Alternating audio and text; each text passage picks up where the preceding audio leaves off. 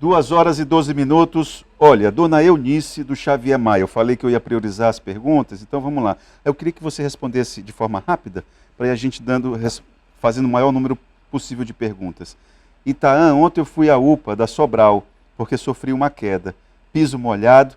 Na queda, minha perna ficou dormente, não senti a perna.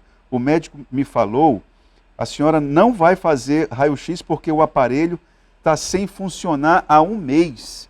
Isso é um absurdo. Não falo só por mim, e sim por todos que estavam lá. A UPA estava lotada. Fui pela manhã, saí às 5 da tarde. Sou Eunice e moro no Xavier Maia. Perceba, ela mora no Xavier Maia e foi lá para a UPA da Sobral.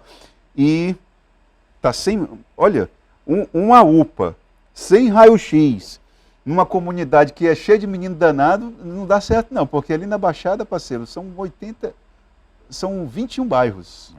Não é fácil. Procede essa informação? Procede. O raio-x ele está sendo... já foi levantado todo o processo que está relacionado à empresa, né? Nós já pedimos celeridade e urgência, inclusive, da nossa equipe administrativa. Acredito que nos próximos dias essa situação já vai estar resolvida.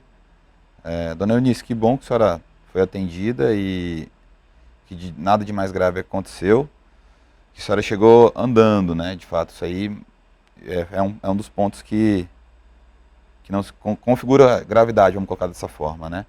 Mas essa situação vai ser sanada agora, tá? Nos próximos dias.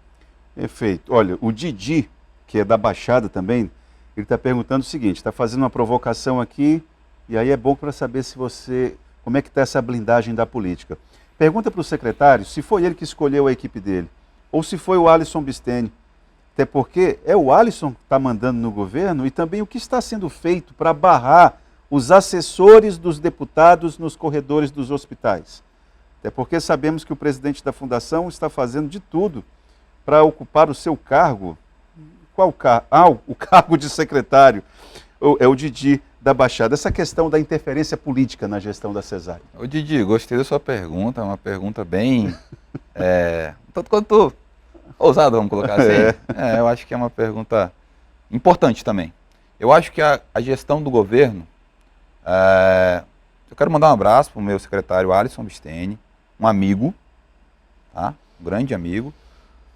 Foi secretário de saúde, retornou como secretário de saúde, como você mesmo pontuou, né? Então, ele foi secretário no início da gestão, a doutora Mônica a substituiu, e ele, por exercer, né, entre trancos e barrancos, transição, recebeu um governo ali, onde houve, de fato, ali um atraso no pagamento, no finalzinho dos 45 do segundo tempo, na transição de 18 para 19, conseguiu ainda responder com maestria. Foi aquela aquisição das 28 ambulâncias, teve mão dele, construímos a 4 mãos aquele projeto da aquisição das 28 ambulâncias para o SAMU.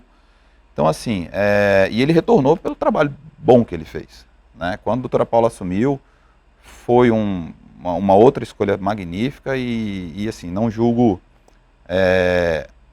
as gestões anteriores. Se tiveram que fazer alguma situação que desagradou alguém, algum motivo teve para que isso fosse feito. E o que cabe a gente é não julgar, é olhar para frente e executar o nosso plano de ação. Voltando à sua pergunta... Essa questão da interferência política. Voltando à sua pergunta, eu quero dizer o seguinte, nós, como governo, quando avaliamos estratégias a serem tomadas, nós avaliamos de forma conjunta. A minha equipe foi escolhida por mim, isso de fato não houve nenhum tipo de interferência política, tá? É lógico, municípios onde de fato os nossos, como é que eu vou dizer assim, municípios mais isolados, onde os gestores que têm uma maior afinidade com a população, que têm a competência de tratar a população de forma humana, a gente dá preferência para eles. Agora a situação do presidente da fundação, João Paulo, eu queria mandar um abraço para ele também. Ele ainda não me falou que tem essa vontade de sentar na cadeira, não. Nós já fizemos algumas reuniões, algumas conversas, e nós queremos, inclusive, aparar as arestas de tentar desmistificar esse negócio que existe Fundacre e Cesacre. É uma gestão só? A saúde é uma só. O que nós tentamos, de fato, é alinhar condutas, tentar corrigir fragilidades, lanço mão do que nós pudermos ajudar na parte administrativa, da mesma forma como ele já vem nos ajudando nos mutirões de cirurgia. Ele cede caixa de instrumento cirúrgico, ele cede roupa para os nossos pacientes. Então, assim, eu acho que o pessoal acaba sendo um pouco arisco quando entra no tocante política, né? Mas Faz parte. eu me sinto confortável. A minha equipe, ela é uma equipe escolhida por mim, isso eu não tenho dúvida. E já, inclusive, eu queria agradecer os resultados que nós já tivemos nesses 4 meses. Muita cirurgia, centro cirúrgico reativado em Plácido de Castro, cirurgia proctológica, ginecológica, Cruzeiro do Sul está deslanchando. Em breve nós estaremos com a equipe da hemodinâmica fazendo cateterismo em Cruzeiro do Sul, correndo atrás para reativar o processo da licitação da ressonância magnética para Cruzeiro do Sul também. Então a ideia, de fato, é descentralizar e deixar as regionais estruturadas. Ô Pedro, sem querer fulanizar o debate, mas ali em Feijó, por exemplo, o Hospital Geral de Feijó, os servidores não, funcionários de empresas terceirizadas passaram um bom tempo, não sei se já receberam, mas até o mês passado eles estavam sem receber o mês de dezembro. Como é que está essa situação com as empresas terceirizadas? Então, como eu disse para você, os processos de trabalho, eles precisam passar por alguns setores para que sejam corrigidos quando há algum tipo de inconsistência. Hoje, a Secretaria de Saúde, quando um processo está bem redondo, quando nós dizemos, não tem nenhum tipo de inconsistência, média de 45, 50 dias nós estamos pagando. Até onde eu sei, semana passada, de fato hoje eu não sei, mas até semana passada nós não tínhamos nenhuma terceirizada atrasada. Tá? Nós temos um contrato onde ele coloca lá 60 dias para que seja feito, até 60 dias após a entrega da nota fiscal, do serviço executado. Então, o que compete ao reconhecimento de dívida, que talvez tenha algum outro órgão de controle que esteja em cima disso, aí de fato não depende de nós. Correto. Mas processos internos, hoje os terceirizados, foi no compromisso do governador. O governador falou, não atrasa, é criação de emprego e renda. Fabiana está perguntando para você quando é que vai ter outro mutirão de ortopedia. O esposo dela está há 5 anos esperando por uma cirurgia de menisco e até hoje nada. Eu vou lembrar, ela falou sobre cirurgia de menisco. Uma digamos, um dos segmentos mais vigiados na Fundacre é a cirurgia de joelho, não é? Essa questão da interferência política no setor de regulação, o Pedro, como é que está isso, para dar segurança a quem está te assistindo? Bom, a regulação, hoje, se você entrar no site da Secretaria do Governo, nós temos um link para regulação. Você coloca o seu CPF lá e você tem as informações. Foi uma das metas aí que nós queríamos colocar como portal da regulação. E, de fato, a regulação tem que ser blindada, tá? Isso aí é no Brasil. A regulação ela é o cérebro da saúde e nossos outros setores de unidades próprias seria o coração. Senão o pessoal fura a fila mesmo. Exatamente. E, infelizmente, nós temos um grande represamento de pacientes na ortopedia. Esposo dela há 5 anos. Como um todo. E a fila está bem grande. Nós estamos traçando estratégia para que nós consigamos aí suprir essa necessidade, mas, de fato, nós acabamos dando prioridade para situações mais graves, por exemplo, cirurgias cardiológicas, cirurgias ginecológicas, cirurgias oncológicas, que nós estamos aí finalizando uma situação onde talvez nos próximos dias os pacientes que necessitem de avaliação de cabeça e pescoço já vão dar uma vazão boa. E outras situações que de fato, não que a ortopedia não esteja no nosso radar, mas também estamos estudando uma melhor viabilidade para sair um mutirão, que esse mutirão seja efetivo também. Correto. Boa tarde, Taan. É impressão minha, mas o secretário está indiretamente afirmando que as UPAs estão lotadas de pessoas que não precisam de pronto atendimento? Estão indo passear na UPA? Quais são os casos de enfermidade que a UPA tem que atender? Estou com dúvida agora, professor Farias. Muito bem, professor, obrigado pela pergunta. Ótima pergunta. Isso aí é uma bandeira que eu levanto na época enquanto SAMU. Portaria 1010, lá do SAMU, ela coloca quais são os tipos de agravos. Portaria 1600, ela é a portaria da rede de urgência e emergência, que pontua as obrigações das UPAs. E, de fato, quando classificado o paciente, paciente com uma dor de cabeça simples, um paciente com uma unha encravada, com um tumor, um paciente com uma troca de sonda, uma drenagem de abscesso, uma dor crônica. Eu tenho meu joelho que dói há 5 anos. Não é na UPA que ele tem que procurar atendimento. Não estou afirmando que a UPA esteja cheia de pessoas que não precisam de atendimento. Precisam. E como estratégia para suprir a necessidade daquele momento, nós deixamos as URAPs abertas até 22 horas. Então, por exemplo, um nariz escorrendo, uma síndrome gripal.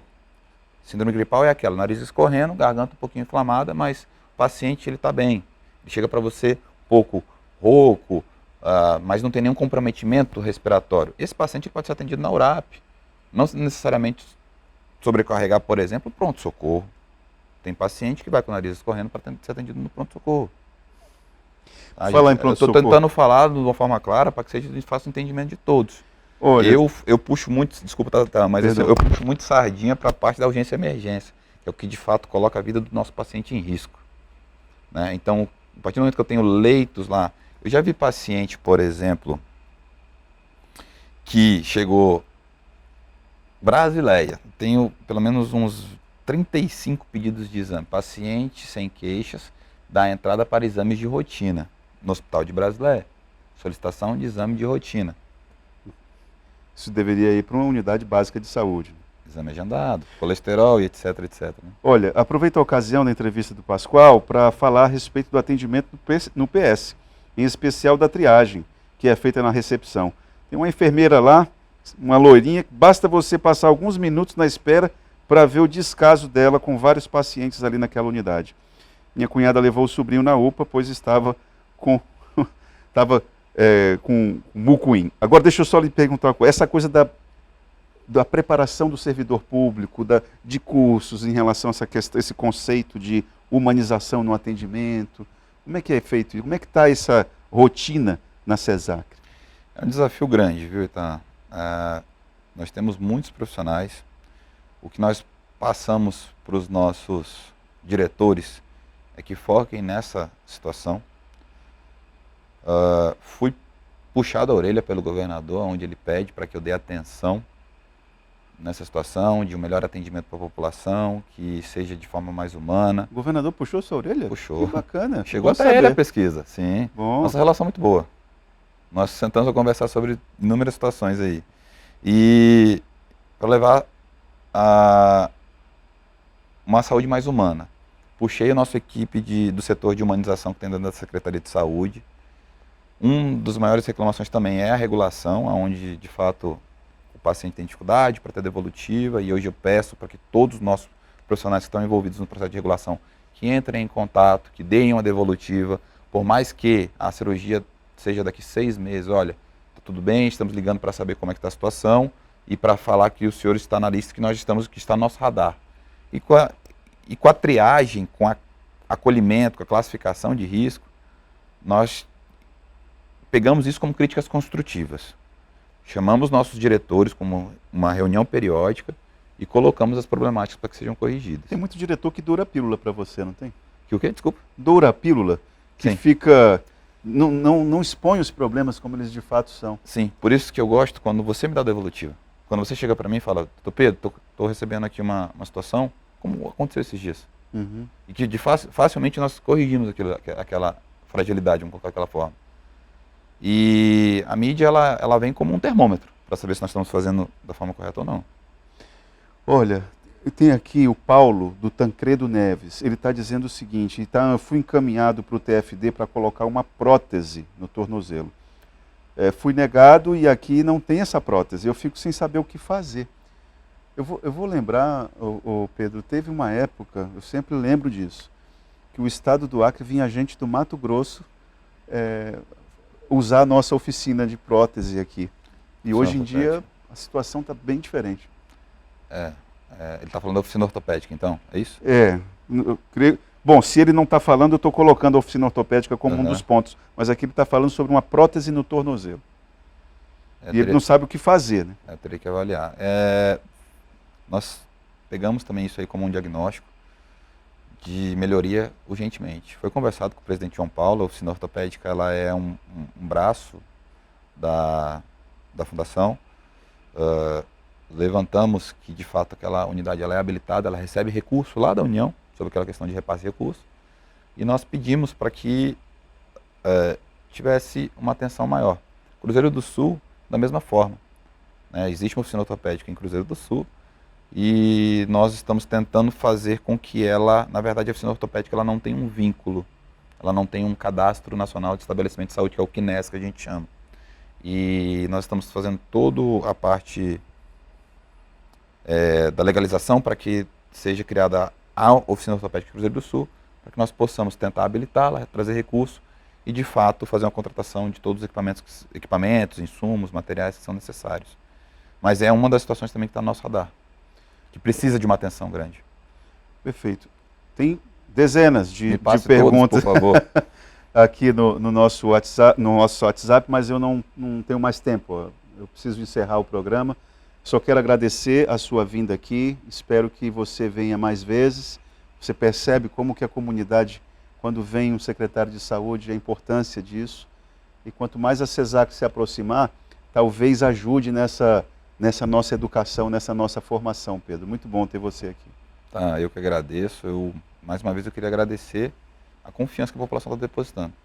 Eu vejo que os anseios são inúmeros, mas que eles me procuram através de rede social, através de telefone. Eu tento responder a todos. Meu telefone ele deixou de existir 11 dias atrás. Falar com a família é quase impossível, mas é a missão que a gente tem agora nesse momento. E vamos fazer o possível e o impossível para que a gente consiga fazer uma saúde melhor. São 4 anos para trabalhar aí. Muito obrigado, Pedro. Boa sorte para você e para a sua equipe. E assim nós terminamos o Gazeta Entrevista de hoje. Lembrando que o terceiro bloco é sempre um oferecimento da Verágua, a água mineral dos acreanos. Nós voltamos amanhã.